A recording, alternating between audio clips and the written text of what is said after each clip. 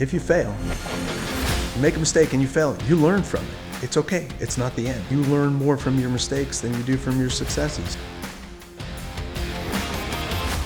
Welcome to the Solo to CEO podcast. This is our second podcast where we actually know the name. The first few I called it Start Before You're Ready because I didn't have a name for it. And here we are sitting with another individual who went from solo to CEO. David, tell me what you do. I'm a physical therapist, and I have a physical therapy practice in Englewood, New Jersey. One of the main features that differentiates us is the amount of one-on-one time care that our physical therapists give to our patients. There are a lot of physical therapy practices out there where there's a PT who's managing 3 or 4 patients at once, has them lined up on tables and is jumping back and forth, almost like waiting tables. And ours is very different in that our physical therapists are with our patients the whole entire time. So we don't have any aides or assistants. It's always the physical therapist that's with the patient. And how many centers do you have working at once? I have one location with 5 physical therapists working there. Wow. So there were 2 locations. We had one in New York City, but I shut that down during COVID, mainly to focus on my Englewood, New Jersey practice. Did you build like an online presence during COVID, or you didn't jump on that train? We tried, actually, because patients were unwilling to come in. We did transition to do some virtual care, which was very interesting because I would never ever think that you could provide physical therapy care virtually. But in fact, it was much more effective than I thought that it could have been. Many were surprised, yeah. Many were surprised. So the one thing that we weren't able to do was manual therapy, but we could certainly teach people how to do the exercises and teach them balance activities, how to stretch themselves, how to do manual therapy on themselves. So it was a learning process for both us as physical therapists and as a business, and also for the patients. And since your practice focuses on one-on-one, so you're able to keep the same model without slowing down in a certain sense. Exactly. We kept our appointments the same exact way, just by HIPAA compliant virtual media technologies to make it happen. Okay, and HIPAA stands for? HIPAA stands for, well, it's a Health Insurance Privacy Act. It prevents medical practitioners from utilizing patients' information for the wrong purposes, for the wrong means. Okay. So let's back up a bit. Sure. How did you get into this? How did I get into physical therapy? Yeah. How many years are we dating back right now? So the journey goes way back to high school, in fact. I first developed my real passion for physical performance in high school when I was a wrestler. I was on a high school wrestling team, and I had a goal of becoming a state champion. So that meant that I had to master strength, endurance, balance, technique, everything that goes along with wrestling. I was incredibly passionate about it, and I ended up meeting my goal. I failed 3 years in a row meeting the goal, and then finally my senior year I became a state champion in Massachusetts, which was my goal. Then that took me to college. I wrestled NCAA Division I for Boston College, and while I was in Boston College, I started to get into running marathons and doing triathlons, and I was a psychology major. And the deeper I got into psychology, the more I realized I didn't want to go into psychology for a career, or that exclusively. And I still had this passion for physical performance and optimizing physical function. And I started to do a career search. And one of my high school wrestling coaches owned physical therapy practices. He wasn't a physical therapist, but he owned some practices. So one day I went in there to volunteer just to check out the profession. And the very first evaluation that I saw, the physical therapist was working with a patient evaluating his knee for the first time. And at that point, while I was watching that, I realized I had to learn that, because I had sustained many injuries on my own as an athlete with the wrestling and the running, but I was always trying to fix my own injuries. And so to find out and realize that there was an actual method to figuring out and improving on the injuries, I had to learn that for myself first before anybody else. So at that point, I realized it could be a perfect combination. Physical therapy could be a perfect combination of combining the psychology and the motivating mindset and the human struggle with the physical performance. So it was a perfect recipe for me. So then I started applying to physical therapy schools from there. which then led to its own set of challenges and difficulties. Mainly because at the time there were only 50 physical therapy schools in the country. So it was very competitive to get in. Wow. So what I realized was it was a competition, and I loved competition. So I had to figure out how I was going to get into physical therapy school. I had to take all my prerequisite courses again, and I had to get A's because it was so competitive. And I ended up getting waitlisted for Columbia University. And I really wanted to go to that program. It was one of the top programs in the country. I was so determined to get in. So I pulled all these crazy antics to try to get in because I was just motivated. What'd you do? I'll give you an example. I went to the orientation, even though I was only on the wait list.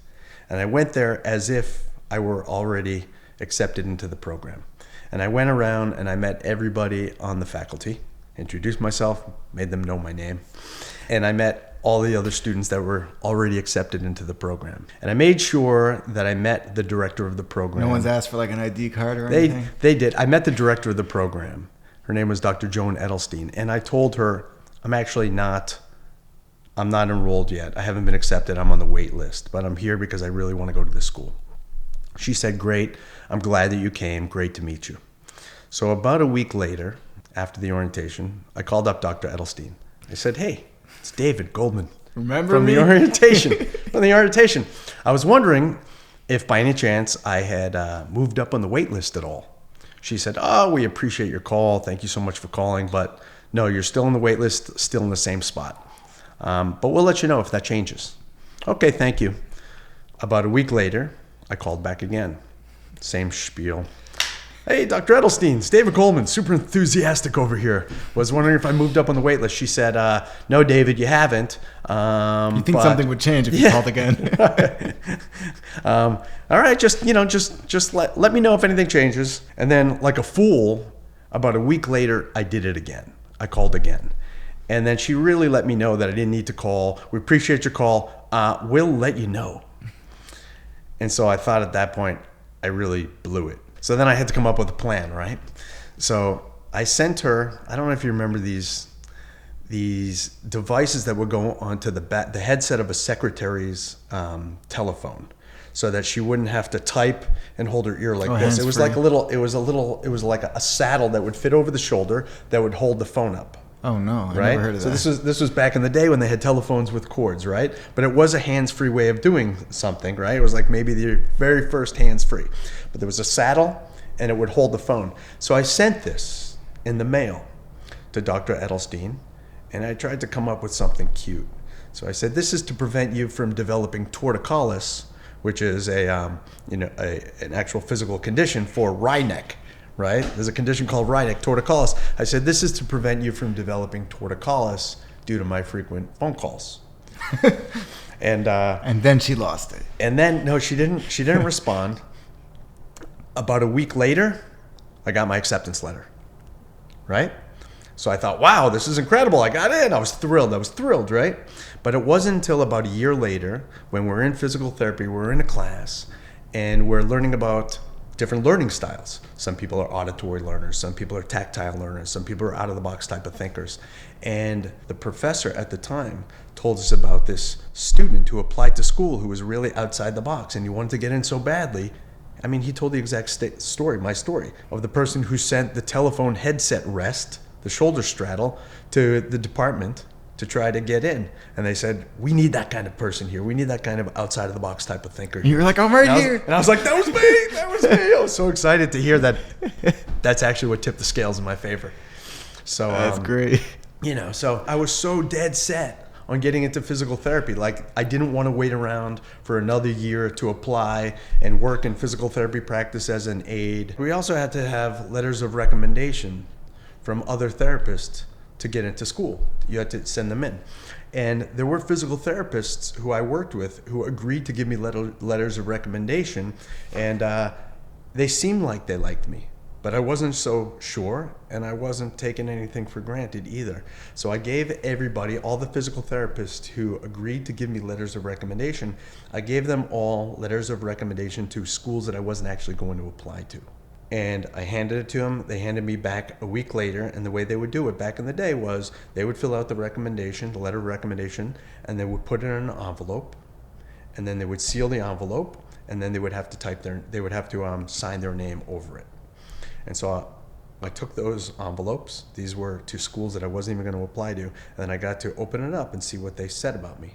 And that way I got to see who actually really was in my corner and who wasn't. So I knew who to go to for recommendations.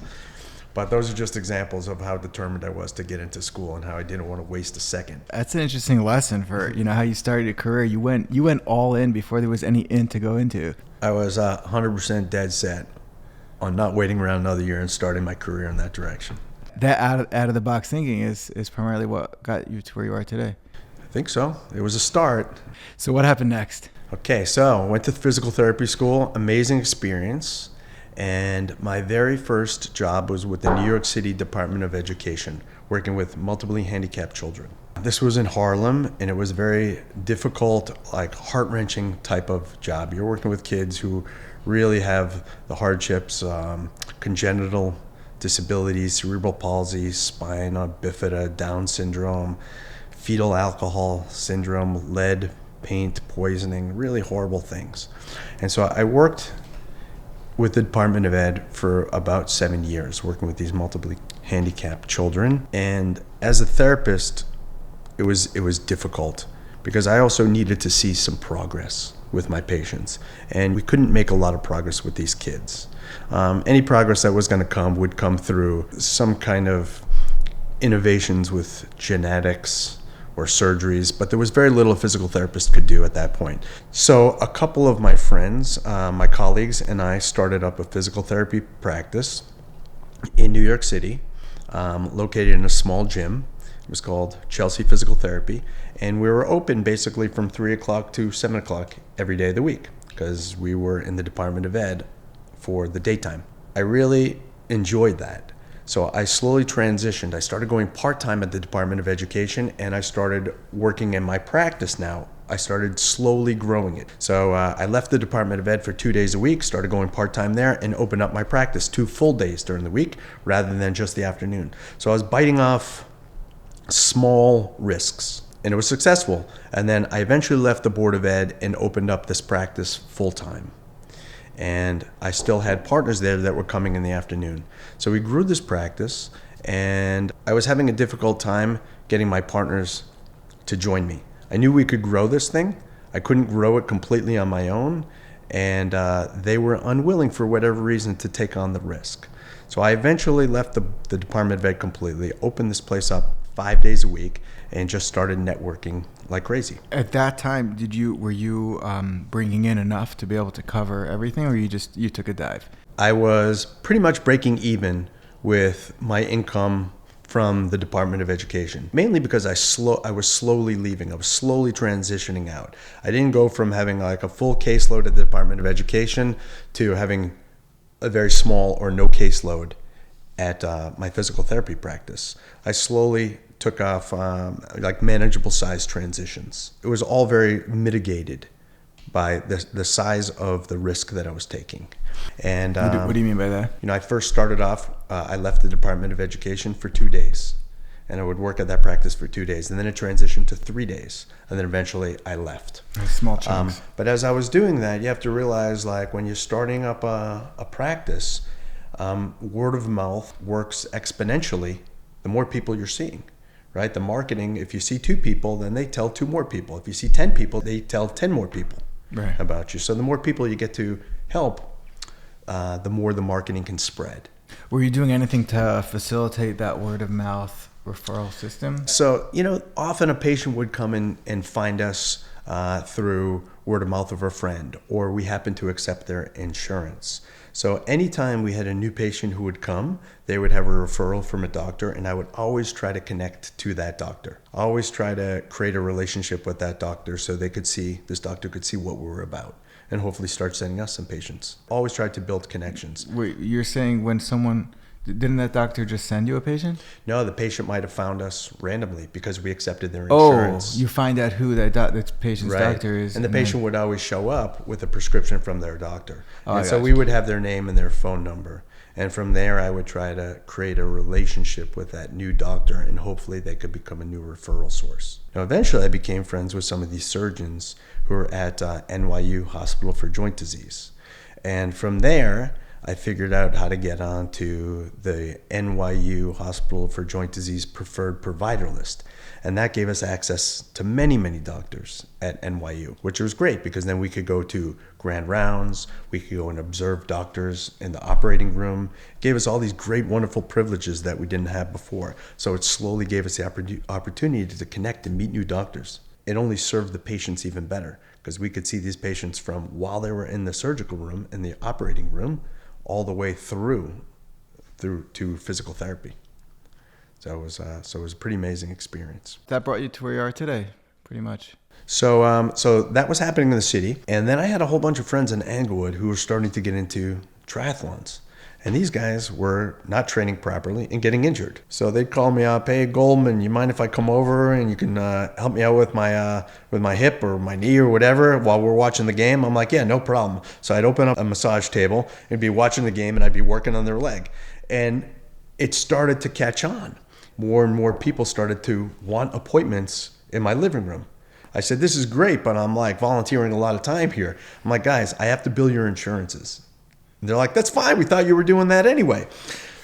So I went ahead and started billing the insurances, and I realized that the reimbursements from the insurances were better in New Jersey than they were in New York. So I said, "Wow, we're onto something here. Opportunity knocks." So eventually I'm treating too many people in my house, and I sort of needed to get out of my house. I had like strangers calling up who wanted physical therapy appointments.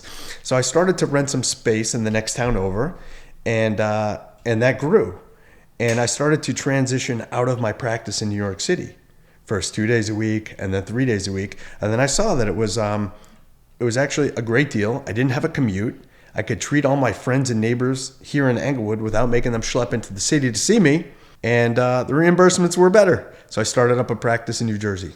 It's like checks every box. Yes. And then the second that I left the city, my partner, who was still at the Department of Ed, left the Department of Ed and then jumped in onto my full schedule that I was leaving in New York. So he didn't have to take much of a risk either.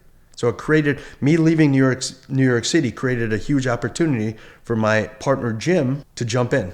He jumped in. He jumped into the practice in New York City. So he took that over. He took that over, which was a great opportunity for him. That's great. I know, it just worked out. So you were full-time here and he was full-time there. Yes, exactly. And then so I was involved with a small medical suite the next town over in Tenafly, New Jersey, and I slowly outgrew that space. And at that point I realized that I needed to either do a build out or I needed to find a bigger space. So I went across the street to this gym in Tenafly, introduced myself. I'm a physical therapist. I need more space. I'm not like a bottom feeder here trying to turn your clients into my patients. I actually need more space to carry out what I do. And right away, they loved the idea. They said, "Let's do this." And I thought, wow, that was too easy. I'm like, let me think bigger. So then I approached another gym, a bigger gym with a much better reputation.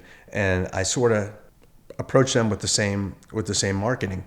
And I said, "You know what? Half of my patients actually are members of your gym. You want me to be in-house. You want that. You don't want them going to another gym that might be comparable for less money and then have them join that gym. You want to add another service to your gym. You want your patients who may get injured here to have it all in-house." And so they loved the idea. And that's, I took on one little small space in that gym. Now we have like a whole wing of the gym. Now you took over the gym. We're slowly taking over. We're not here to take part. We're here to take over. Let's hope they're not listening to this. No, they're great, amazing partners to have. Because my success is their success. So you moved out of the location you were at and Yes. moved into that gym. And I moved into this gym, and this gym is huge. It has all the equipment that I could ever imagine that I would never rent on my own. So I have a partnership with the gym, and I have my own personal space, but I have access to every square foot of that gym also. So it's great. And a whole bunch of my clients end up joining the gym, and a whole bunch of the gym members become my patients. So it's very symbiotic in how it works. It's great. Wow. And that's where you are today right now. And you've since shut down the New York City. I got bought out of that. I couldn't manage it. I couldn't be involved with it. Rents were increasing, and we shut that practice down after about 10 years, right at the beginning of COVID. So your partner bought that out, or he's still with you now in New Jersey? He is not involved with the Jersey practice at all. He never was. And he was, at that point, the full owner of Chelsea Physical Therapy, but he ended up shutting it down at COVID. He moved on. He moved on and opened up a practice very similar to what I have here. He did that in his hometown in Garden City, New York. Cool. Let's walk through this journey that you had. What are some real challenges that you encountered? And I want to talk about how you overcame these challenges. Okay. So one of the major challenges that I had was a very successful buddy of mine told me that I'm a lifestyler, right? He's a real businessman, a lifestyler. I said, what does that mean, Alex? I'm a lifestyler. He's like, well, you're a good bike mechanic, so you hang up a shingle and you say you're a bike mechanic, and all day you're fixing bikes, right? That's great, but you need to have a more successful business. You need to transition to becoming a businessman, turning this into a business. So I said, you're right. At what point in the journey was this? This is a few years into being full-time at my practice in New York City, in Englewood. Oh, in Englewood. In Englewood. And at that point, all I had was my time to sell. I loved doing what I was doing. I love physical therapy. I love helping people, but I was limited by the amount of time I had. My income was limited by the amount of time that I could give.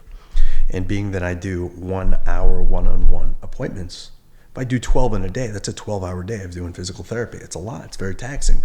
But I had the drive for it.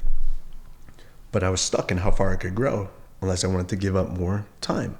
The service industry is difficult because you're selling your time. And your time is limited. Right. And so one of my fears was that when considering hiring somebody else, I thought nobody is going to want to go to somebody else, right? I'm the guy who built this practice, and I'm the guy that's marketing it, and everybody's coming to see me, I thought, right? And they're not going to want to come and see somebody else. Or I said, you know what? If other practices do it, there's got to be a way to do it. So I tried to figure it out. And at first, my hesitations were, I'm going to hire a physical therapist. I'm just going to be paying them to sit around and do nothing because my schedule is going to be filled and the patients aren't going to want to see them. But what I also realized was not everybody who's coming to me is somebody who I knew prior. So I thought maybe any new patient who's coming in who wasn't a former patient of mine might be willing to see the other therapist. I had to hire a physical therapist who I thought had similar characteristics to me. Right? Somebody who was very passionate, enthusiastic, somebody who could motivate and also entertain the person while they're in pain, to try to make the whole process just seem a little bit better. I interviewed a lot of people, and I could have somebody who was technically an amazing physical therapist, but who is like miserable to be around. Or I could have like a really good physical therapist who also has a great personality as well. So that's the recipe that worked for me the best. Really good skills, but also if you're going to be around that person for an hour, you want it to be an enjoyable experience, right? What I was trying to do was create an experience.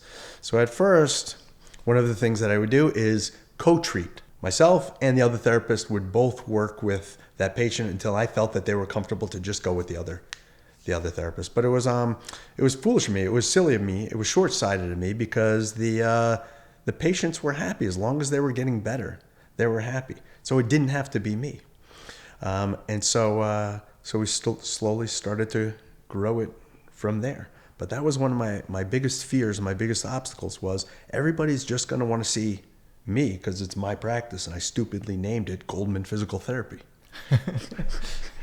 Right? Rather than Johnny Physical Therapy or Bob GPT. Physical Therapy. Right. That's very popular now. I foolishly named it that. So everyone's got to see Goldman. So that was one of the initial challenges that I had. And then I realized after I had that other person's schedule roughly 80 to 85% full, it was at that point that we take on another therapist, right? And when I get that other therapist roughly 80 to 85% full with their schedule, then it's safe to take on another one. That was sort of the trajectory growth pattern that I used. So it's interesting what you said, because it's something, me personally also, I realized that when I had to hire people and I was like, okay, no one's going to want to have their work outsourced to anyone else. They want to work with me. They're coming to me because they trust me. And then I realized that as long as the work is getting done and they're happy with the work, they don't care that they're, communicating with the project manager from the moment the project starts. They don't care that Ariel's editing the video and not me. They don't care. As long as the video is getting done and as long as their work is getting done, it doesn't really matter. Right. As long as the quality is good, they're happy with it at the end, then you get a 5-star Google review. Exactly. As long as they're being treated well and they're happy with the treatment they're getting, they don't care what the last name of the person treating them is. Right. Even for the patients that are not on my caseload, I just try to make sure from the top down and from the bottom up, we're creating a very welcoming, warm, therapeutic environment for everybody. From the first second that a new patient calls, the receptionists pick up the phone, the therapy starts there. And every patient that's sitting in the waiting room, they get greeted by every therapist. Hey, how are you today? Everybody's just checking in. And we try to create that warm, therapeutic, welcoming, nurturing environment. Because it's not just about the product, It's about the experience. Right. And it doesn't matter. And now, one of the greatest compliments that I get is that I hire well, which is the best compliment somebody could give. And when I'm looking for a therapist, I'm always picking people who are managers and supervisors at other practices, and were just drained by the amount of therapy that they had to do on top of managing and dealing with all of the productivity reports and everything. These are people who, they went into physical therapy because they want to be physical therapists, not because they want to be middlemen. So I've recruited those other therapists who have these other tasks to come work in my place where they can just be the best physical therapist they can be, and they appreciate that. Yeah. Oh, because there's two different types of minds. There are the people that just, the go-getters, they just want to do everything and they want to grow and they're just, endless potential. And the people that are just like, I like this field. I just want to do it. Right. I don't want to think about where the next client's going to be. I don't want to think about all the other admin or the other work that has to happen. Right. I just want to practice what I want to practice. And the beautiful thing is they all have the understanding, the knowledge of how to grow the practice, because that was part of their responsibility at their previous offices. So they know what to do. They can also provide guidance and direction and support. They know exactly how to do it. They're involved in it, but it's not their responsibility. They do it because they love the environment. They want to see it grow. And they're content with that. Yes. That's great. And the most important thing is, look, I don't want just an environment where just the patients are happy. I have to create an environment where the therapists are happy to be there. And if they're happy, they're going to be enthusiastic about it. If they love being there, they're going to provide the best care that they can, and the patients are going to know it. The patients are going to feel it. The passion that they have is going to transfer onto the patients. Exactly. They're going to feel it. The patients are going to know it. They're going to feel it, and they're going to recommend their aunts and uncles. Okay, so what was another challenge that you faced while in the journey? How to market. So I tried doing some things on my own. I would go to different doctors' offices, and I would try to connect to the front desks. I would try to connect to the doctors. But what I realized is there are these big practices out there, physical therapy practices that have 100 locations. They also have full-blown marketing teams, almost like pharmaceutical reps. What the pharmaceutical reps used to be able to do that now legally they're not allowed to do anymore, physical therapy reps are doing. So they're showing up with bagels and they're showing up with pens and memo pads and all this stuff, right? I can't keep up to that. During my free time, which is scarce, I'm showing up to the doctor's office with some flyers or business cards or whatever. So it was very difficult for me to try to compete against that kind of marketing. So I found a company that markets directly to the patients rather than to the doctors. I mean, it's very difficult. You could have a doctor who fully trusts you and sends you all his business, right? But what happens when he retires? There goes 10 or 15 or 20% of your business, right? What happens there? So I wanted to try to start marketing myself as if I were selling pizzas, right? Like, you've got a whole city full of people who everybody buys pizza. How are they choosing who to buy it from? I wanted to go directly to the patient and skip the doctor, skip the referral source. So I looked into some specific physical therapy marketing companies, and I realized these people are far more sophisticated at marketing than I am, And I'm not trained in marketing. Why should I try to come up with my own marketing? So I started utilizing some of these marketing companies that were specific for physical therapy, which was much more successful. And how did you vet this marketing company? Or you just dove in and chose the first Google result? I didn't. I looked at what everybody was doing and what I thought was most interesting. So I chose a company that would actually use techniques and strategies that I was so unfamiliar with, like Google AdWords. And what does that mean? Google AdWords and marketing to very specific niches of people. So for example, anybody who typed in lower back pain or sciatica into Google, if they lived within 10,000 people, a radius of 10,000 people, and they had Facebook, they would get a paid marketing video from me. Hey, I'm David Goldman. Let me tell you. And I would show up on their screen. It's very different from putting coupons in the mail and sending to everybody, right? Not everybody needs physical therapy, but these people specifically typed into Google lower back pain, right? Not just because they're curious about lower back pain, because they have it. So I was able to market to their phone. So while they're scrolling in bed, they see a video from me. Right. So it was so specific. It was so innovative as far as I could tell. Because you knew exactly who you were looking for, so you're able to target the keywords down to the niche. Yes. And this is something I didn't even know existed. This is something I wasn't going to come up with on my own. I was just going to knock on doors and say, hey, I'm David. What's your name, Dr. So-and-so? Let me tell you why we're so great, right? I would skip the doctor.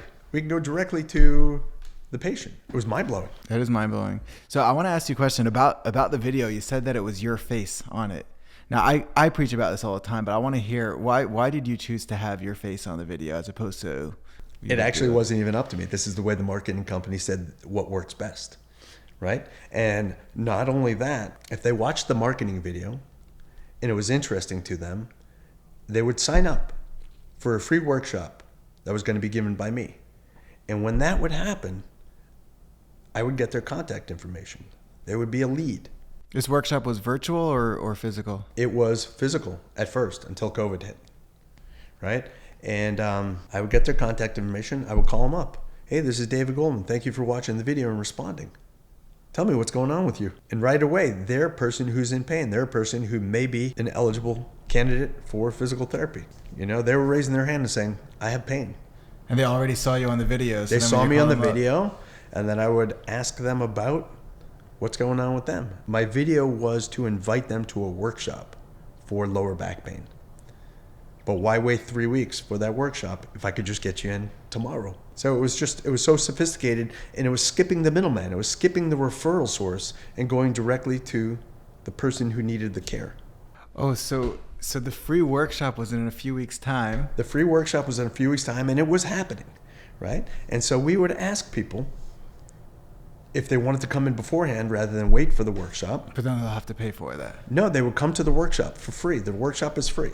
And I would fill up a room with 30 people. And I would talk to them about why they have back pain, like the top 5 reasons of why people develop back pain, or the top 3 things that they can do to get rid of it without surgery, without medication, without injections from doctors. And then I would invite somebody up from the crowd, like anybody who volunteered, and I would ask them, tell me about your pain. Describe it to me. On a scale of 1 to 10, how bad is it? And then I would put them down. I would have them do a couple exercises, knowing very well how to treat this injury that they had. And they would get up. I'd say, okay, how is it now? And they would say, it's better than it was.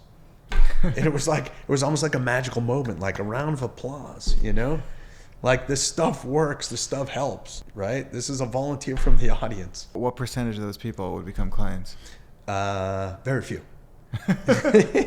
Very few. Let's say it was 5%. But more importantly, the name got out there. Right. The name spread. So if one of these people had a friend who needed a physical therapist, they would say, oh, you know what? I just went to a great workshop for somebody. I didn't sign up for him, but you should go and check him out. So, like, rather than marketing myself, you could find these very specific types of marketing strategies that were out there to try to market.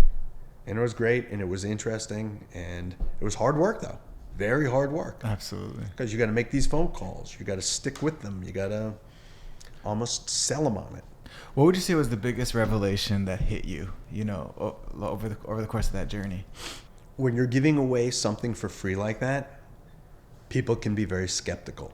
It could look like some kind of marketing ploy, right? Where I'm inviting somebody up from the studio audience and I'm going to do a magical couple exercises on them and they're going to feel better. Round of applause for a volunteer. You know, that was a revelation to see that like people could smell through marketing to some degree, even though what we're offering was legit. We're not asking you to buy anything. We're asking you to just do something that's going to help you. The word marketing is like a trigger word now. It is. And people are very savvy, especially around here where I'm living, right? People can smell the BS from a far distance away. Because we've all fallen into the trap. Yes, we have. But I can guarantee all those people who eventually signed up for physical therapy based on that marketing, they got better and they got discharged without pain. So the marketing is very tricky because when you're in physical therapy school, they don't teach you business. They don't teach you how to run an office. They don't teach you how to market it. And if you just want to be like the lifestyler and hang up a shingle, you don't have to market it. But if you want to grow your business, you have to figure out how to market it. So what was that point where you went from like the word of mouth thing working out to like that plateau where you're like, oh, okay, we need to start marketing ourselves? Like for me personally, the work I was doing was great. And so people were coming to me. Then it came to a point where I was like, okay, I want to grow this thing. And there's sort of that middle ground where like I'm holding over here. If I stay over here, it'll be fine. I'm a solopreneur. Mm-hmm. You know, people will send me work. I'll get the work done, turn it around. A busy month, quiet month, busy month, quiet month. Everything's good. But then if I want to grow it, I need to cross like this canyon and get to be like much bigger. I can't be somewhere in between. And in order to do that, I need to do a lot of marketing. Right. Did you experience that to some extent? I did. Now, part of the problem was that I was selling my own time and I was limited. There is this psychological phenomenon that if you start getting paid for something that you're passionate about, it decreases the passion, right? That doesn't work with me. But if I start doing too much of it, if I'm spending 90% of my day doing my job, at that point I start to lose passion for it. So really what I wanted to do was continue to make the same amount of income or more, but work fewer hours so I could maintain that passion rather than burnout. The last thing I wanted to experience was physical therapist burnout. So at that point I wanted to grow it. I also believed that the way we were treating people was the right way to treat people. Physical therapy has really changed, and it's been taken over by private equity, and they view every patient who walks in the door as a certain dollar amount, right? You have a meniscus injury, you're worth $1,000 to us. You have a total knee replacement, you're worth $2,000 to us. They know on a timeline how many hours that person needs to spend in physical therapy, and they can have one physical therapist working on several patients at once. The quality of care, in my opinion, is terrible, and I'd be embarrassed to treat people that way. I really believe that the way we treat people is the way to treat people. You have to give them the time. You have to invest yourself. You don't show them an exercise and then walk away. You make sure that they're doing it right so that you can progress them. And I wanted to be able to provide that to more and more people. And I couldn't do it myself because my time is limited. I wanted to be able to open ourselves up and have more therapists who are treating people with the same method and the same amount of invested care and love, but we needed more therapists to do it. There were more people that we could help this way. And it was at that point I realized we needed to grow. I needed to grow so that I could continue treating people this way. We didn't want to treat them with medication. In fact, you know, I often feel like people should come to the physical therapist first rather than going to the doctor first, who's just going to refer them to physical therapy. Let the physical therapist triage them out. I think that physical therapy has a much bigger marketplace than a market share than what we're actually getting. But the best answer to that question is, I really believe the way that we're treating people is the right way to treat them. And I wanted to be able to do that for more people. And the only way to do that is to grow the business and have more therapists working for us who are providing the same type of care. How are you getting the admin work done? Or like you were doing the admin work while that was going on? You can't treat all day because there's a whole lot now that there's I don't know how many patients you're able to accept with 5, physical therapists, but let's say, 100 patients a week. So it's a lot of admin work that needs to be get. There's a lot of admin work, and it's not something I can do on my own. Or is it something I'd want to do? So I have 2 patient care advocates / receptionists who are enthusiastic about their job, and they're dealing with all of the non-patient care parts of physical therapy with insurance companies and scheduling and dealing with co-pays and all that other stuff. That part is delegated off to them, right? You can't do everything. So you use the word enthusiastic a lot. What would you do if you had an employee who was just amazing at their job, but just a complete sour face? Not enthusiastic, the exact opposite of the spectrum. So those kind of people weed themselves out, right? And the way that happens is they may get an initial evaluation. The first time a patient comes in, that therapist may evaluate that person. Then the therapist might see them one or two more times, and then the patient might say, can you schedule me on one of the other therapist schedules rather than this guy? Yeah, certainly. And then that person who has that attitude that you were just describing, their caseload becomes kind of empty, right? And so you have to then kind of evaluate what's going on here. But patients are also very happy to tell you about if something's going wrong, right? And so they'll say, this last guy didn't treat me the right way. So those people weed themselves out, right? So if you have somebody who's not a good fit, the patients are going to let you know. And so unfortunately, you let them go and you hire somebody who is a good fit. It's very difficult to fire somebody, but the longer you keep them on, the more it hurts your business. Right, it's true. It's hard to separate from especially if they are doing work but even though you assess that the work that they're doing is not worth the paycheck presence or the anti-work that they're doing, it's very hard to let someone go. So this point in time when your friend told you that you're a lifestyler and that it's time to turn into an actual business, how long ago was that? Probably about 5 years ago. 5 years ago. 4 or 5 years ago. So in this 5-year journey, what are some things you wish you would have known at the start that you know now, but you wish you would have known? I listen to a lot of motivational speakers. I have a steady stream of want some names? I have a steady stream of David Goggins coming in, Jocko Willink, Tony Robbins, Eric Thomas, Jim Rohn, like constantly coming in, right? And they give amazing advice, but you have to apply their advice in order to benefit from it, right? So you always are fearful of making mistakes, right?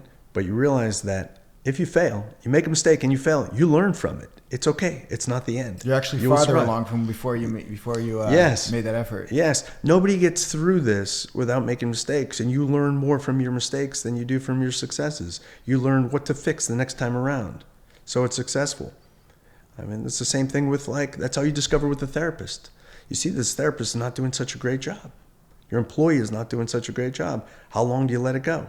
The day that you fire them or terminate them is the day that your business starts to turn around.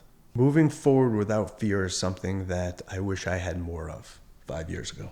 Wow. And right now you would with that understanding, you would jump into something a lot quicker. Well, yes. Also, learning from mistakes helps you to realize other pitfalls that you might find along the way. This also goes on to what we were discussing before I hit record, the start before you're ready. All right, so I was telling you that the first few episodes that we did over here on this podcast, I knew who I'm speaking to. I'm speaking to people that are building a service-based business. That's pretty much all I knew. So I knew that everything we discuss has to be of value and relevancy to anyone in that field or in that journey. But other than that, I didn't know the name. I didn't know anything. So tell me a little about your experience with that, your connection with that sentence. So I like the name Solo to CEO. I am solo and CEO.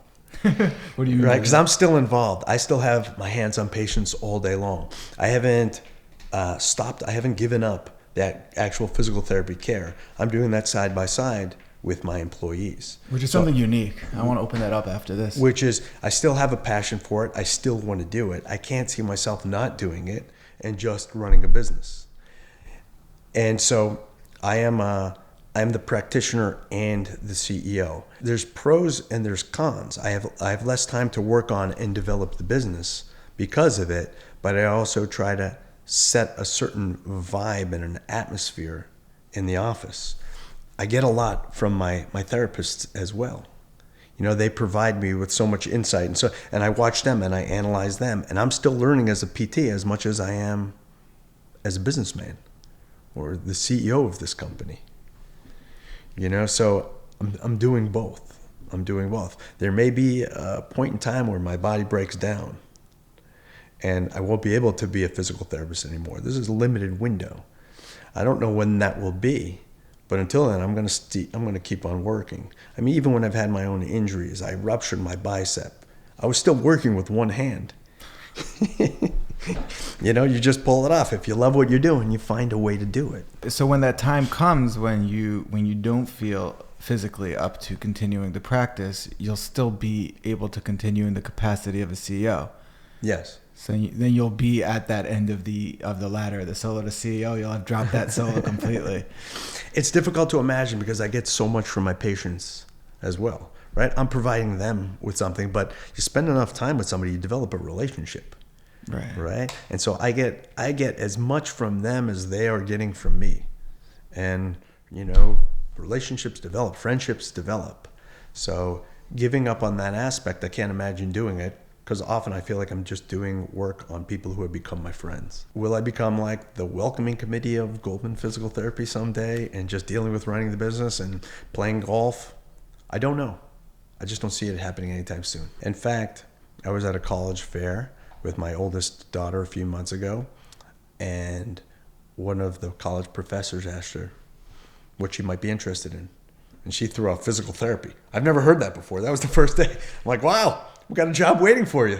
If the business doesn't end up in somebody else's hands, she could certainly a family business. take it. She could certainly take it over, and I will advise. But that was the first that I had heard.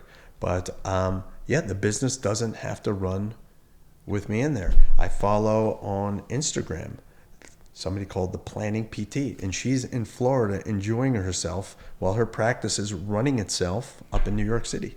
And she just coaches and consults with other physical therapy practice owners. But if you wanted to go hang out in Florida for a month, the business would run itself? The business would run itself. Wow. I could be replaced. So that brings me to the question, because we're talking about how you're still a practitioner, right? So you've built up your business where you're not really a solo.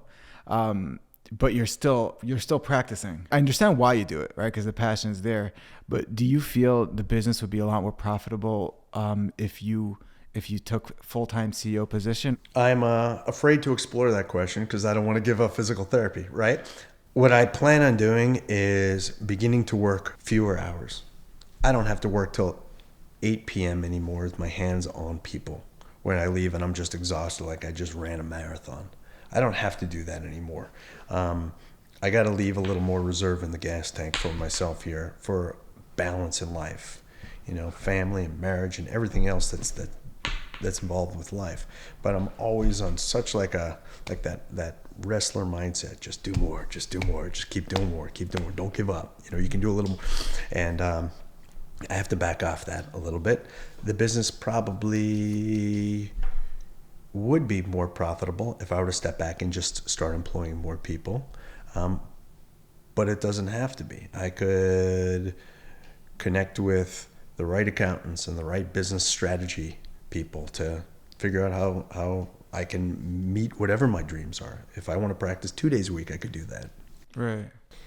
I'm just not sure I'm ready to give it up yet.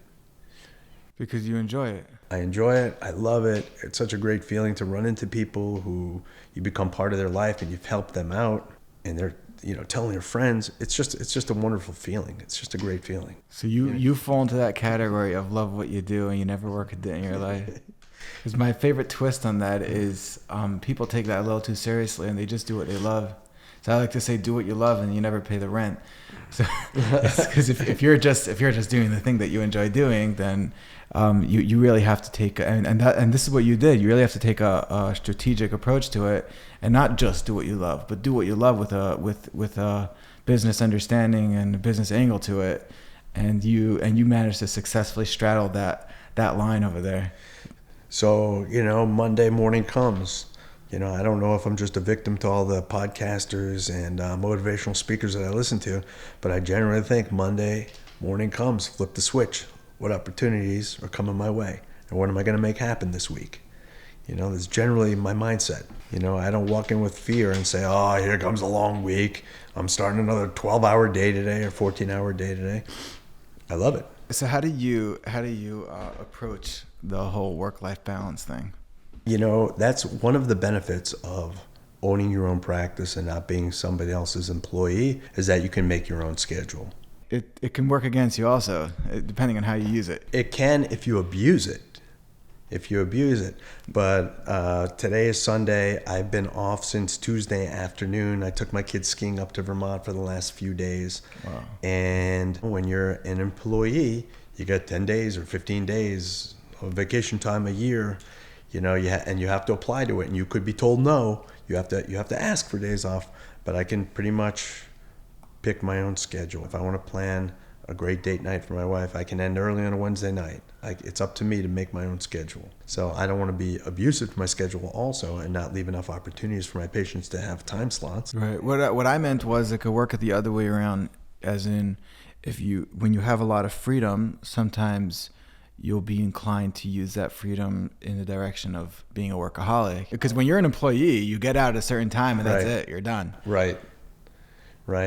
Any employee of mine that's ever asked to work extra, I've never said no. It just doesn't happen that often. My employees definitely step up when need be, when the schedules are filled and their patients can't get appointment times. My therapists are amazing, and they always do the extra without even me asking. But I have that tendency to work too much, and I have to tell myself, don't take anything for granted here. Your kids are young ones. Your spouse is only going to have so much tolerance. And so you have to keep those things in mind and not take anything for granted. And keep the marriage going. Absolutely. Everything is work, and you have to appreciate everything. And I probably do not spend enough time with balance, taking into consideration everybody else's thoughts and needs. But I'm working toward that. It's constantly a goal. Spend, fewer hours at work and set up the proper systems so that it can run themselves, which is also, another piece of advice I have for young entrepreneurs. When I was talking about the marketing specific type programs that are out there, I use like an electronic medical records that's specific for physical therapy. So built into this has systems that are designed specifically for physical therapy that keep me compliant with Medicare, for example, or allow me to take copays with a click of a button. Like my advice to young entrepreneurs or solo to CEO candidates, make sure that whatever software or programs you're using, learn as much as you can about how to apply those, because they're only going to help you. The more programs that you have set up, the more systems that you have set up for yourself, the more it's going to benefit your practice and make your life easier. And it'll always be one less step for you to have to do on your own. You mean like things like CRMs and automation software? Yes. Yeah. And a lot of that is built into your physical therapy software, like specific for physical therapy, different from like what a dentist would use or a dermatologist would use. They have them that are specific for physical therapy, right? So whatever it is that you're going to become an entrepreneur, whatever field you're going into, look for specific software and systems for that field. It's challenging because oftentimes people don't realize that they're an entrepreneur until, meaning they'll start their practice and they'll realize they need to grow it for whatever reason because they're out of time, so they need to multiply their time and multiply their manpower, and then before they know it, they've fallen into the category of an entrepreneur, but there's no like switch that gets flipped. So there's no like, okay, we're flipping the switch. I need to dive into CRMs. We need to get some automation. I need an admin. I need an accountant. I need a lawyer. Yakov, you're absolutely correct. And in fact, I'm honored and privileged to be on your podcast right now. But, when I got the call to do it, I thought, why me? Oh, yeah, you run your own company. Like, I don't think about it. You just do it. You have your list of things that need to get done, and you just keep on, checking them off as you're doing them and checking them off. But you don't think, I'm running a business. I should be on a podcast. Let me tell the public about my successes, and what I've done. Yeah. I had to sit down and think about how to answer questions. Like, what might I be asked? What can I share that's of value? right? Because you're not thinking, oh, I'm a business owner or I'm a CEO. You're just going after your goals. Because you're in a unique position in a certain sense. Because most people, I would say, I mean, I haven't taken the consensus, but I'd imagine most people that start a service, they get maxed out at whatever time they have, and that's it. And then, you know, I guess they'll start charging more. They'll start turning people down.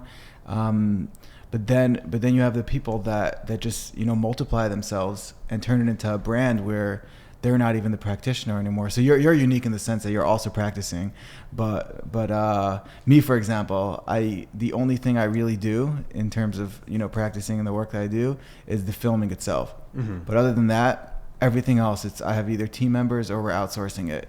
But you're the CEO and you know what you want the final product to look like. Yeah. And if you don't like it, then you're going to have to rework it.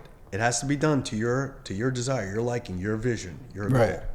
Right, but so in your capacity, it would be similar to you overseeing all the therapists, but you not actually practicing. But in your scenario, you're actually hands-on all day. I think my situation is very common. Almost every dentist I know or every practitioner I know who starts up their own practice who doesn't get bought up by a hospital.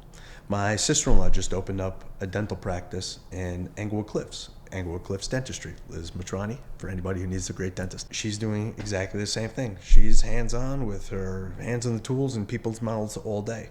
And she's going to grow the business that way, but she's going to be there. Very different from a friend of ours down the street who just bought up a company putting in handicap ramps in people's homes. They're not going to be the ones that are actually screwing and hammering and measuring. They're running the business. It's a whole different kind of business. To be a service provider, generally speaking, those people who are going to own their businesses started off as that service provider rather than just a business owner and say, hey, let's see what I'm going to sell today. When you have someone who's really good at being a physical therapist or a lawyer or a dentist, you know, that's what he's good at. And then suddenly he realizes that, oh, no, wait, I need to be a businessman. They don't teach you that in school. In law school, they don't teach you how to run a law office. Right? They teach you how to be a lawyer. Same in physical therapy and dental school. I'm not exactly sure why, because a lot of practitioners, a lot of service providers go into owning businesses. Right. So it's tricky. You don't get the opportunity to go to business school to learn these things. So you have to experiment, and you have to read, you have to stay diligent, you have to stay hungry, you have to work. You have to outwork your competition. You have to not be afraid to fail. You have to learn from your failures. What does they fail fast and learn faster or something? I don't know. Hopefully that works. Hopefully that works that way and you make the right decisions. What's some more advice that you'd give to someone starting out in the service industry? Be extremely passionate about what you're doing and let that come out. Share your information with people. So for example, if somebody comes up to me in the supermarket or in the synagogue and they say, oh, my hip is killing me, my knee is killing me, I don't say, here's my card, make an appointment. I say, tell me more about it. Did you try doing this? Be helpful. Did you try doing that? Share your information with them. Show them your knowledge base. Share with them some things that they can try on their own. And then say, look, try these things. They may help. They've helped other people. But if this doesn't work, you can come in. We give out free consultations all the time for people who are unsure of what to do. Come on in. We'll give you a quick consult. We'll give you some advice. More often than not, they're going to end up signing up for physical therapy. But if I just run into somebody in the synagogue and they have a couple questions, I'm happy to share that information with them, right? That's what I know. That's what my experience and my expertise is. Share, give away that information. Help people with that free information. They will appreciate it. And when the time comes, if they need you, they'll sign up or they'll tell their friend if their friend needs it. This person helped me a lot. Don't worry about the competition if you're giving away free information. No one's ever going to catch up to you and no one's going to have your experiences or your journey. It's your own journey. No two journeys are the same. So just share and be open-minded. And the more you create that kind of an atmosphere, the more other people are going to share also. You know, like my buddy Alex, who was telling me about being a lifestyler and, you know, telling me about when it's safe to start thinking about hiring new therapists, at what point their schedule should be filled. People want to help you and people want to see you be successful.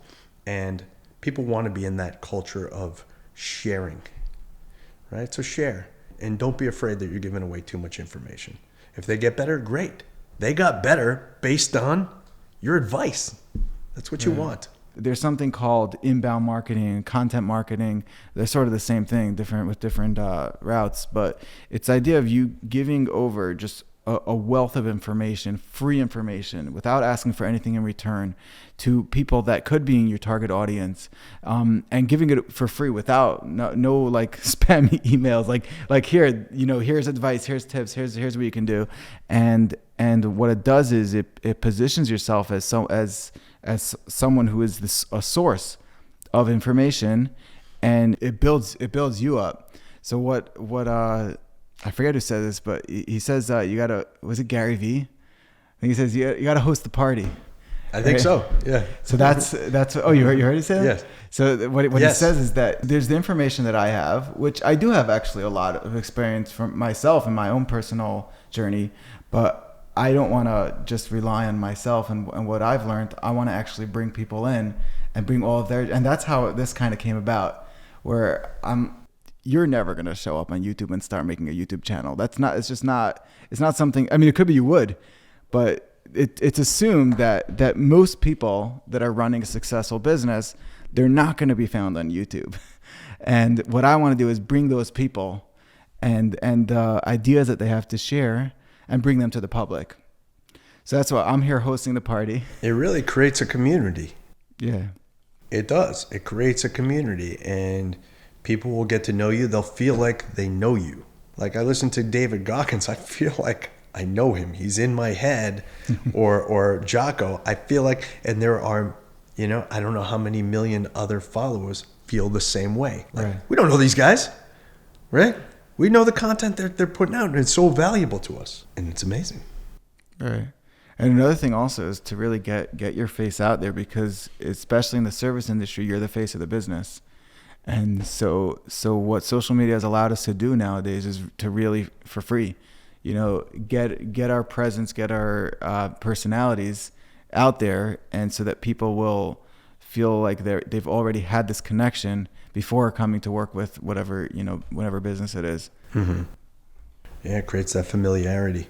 Exactly. So as much negative stuff might be out there on social media, there's just as much positive stuff. Right. It's so helpful to people. Believe in yourself. Believe that you can do it. You have something to share. You have those unique experiences. Believe in yourself. Believe that what you're doing is the right thing. It's just a matter of time before it catches on. Like a stone cutter, maybe hitting a stone 100 times with a sledgehammer, and then on the 101st slam, the thing finally breaks. But there was nothing different about that 101st hit with the hammer, right? Everything has a cumulative effect. It took 101 hits. Just keep on going and believe in yourself. And when you feel discouraged, have a list of things that motivate you, whether it's scenes from a movie or playlists and songs or certain quotes or past experiences, past successes. Always have those right there in your memory bank of things that you can always draw back on to help motivate you to keep going when you're feeling discouraged, right? Keep going and just work. Grind. Share. Work, grind, and share. Work, grind, and share. That's all we need. Just one more thing based on that last question. Immerse yourself in that sense of urgency. If you wait too long, you're going to talk yourself out of doing it. So don't think too much. Just jump in and do it. You're providing a service. Doesn't mean that you are hiring 500 employees. You're providing a service, and that's what you know. That's what you were trained in. That's what you're passionate about. So immerse yourself in that sense of urgency. Also, immerse yourself in that sense of fear. Don't let the fear talk you out of it, right? You're always fearful talking about or doing something new, right? If you have to stand in front of a crowd or if you do a podcast, there's some fear to it. Embrace the fear. Embrace it. Take a couple deep breaths and get in there and make stuff happen. Make it happen for yourself. See what the outcome is. This guy Sean Cannell on YouTube, he talks about making podcasts. Actually, his podcast is about creating podcasts. Oh, is that right? Yeah, and he repeatedly uses this line. It says, "Punch fear in the face." So you got to punch fear in the face and hit record. Punch it in the face. Figure out where it works for you. There's another guy, Wim Hof, a famous breathing specialist, right? Does these crazy breathing techniques. After that, you can jump in and you're afraid of nothing. Pick and choose. Figure out What's going to work for you? Find your tools and pull out each tool from your toolbox when you need it. Don't let the fear get you, and immerse yourself in it. That urgency. That's my recommendation. Right. And I also find that there's no real fear in actually sitting down and recording in front of a camera. Like, it's just a piece of metal and some plastic and glass, and you can always just delete it afterwards. Right. In theory. There's nothing really scary about it. And I find that I'm not comfortable in front of the camera. I'm getting more and more comfortable, but I'm used to being behind the camera. Like, this has been the last decade, always behind the camera, telling everyone to be comfortable in front of the camera. And you can't coach yourself, really. So I find that you need to kind of tell yourself, okay, this is not going anywhere. I'm just doing this for the fun of it. It's been more than incredible, you coming on. And I know you have a lot of other things you could have been doing the last couple of hours. But you chose to jump here on the Solo to CEO and help out thousands of solos that are working on becoming a CEO. Thank you very much, David Goldman. Tell me a little bit about how people can reach you and find your practice. Well, if you're interested and you live in the area, we're at www.goldmanpt.com. You could call the office at 646-406-5994. You could email me at david@goldmanpt.com. Direct email. See, no middleman. If you have any questions, I'm happy to share. Amazing.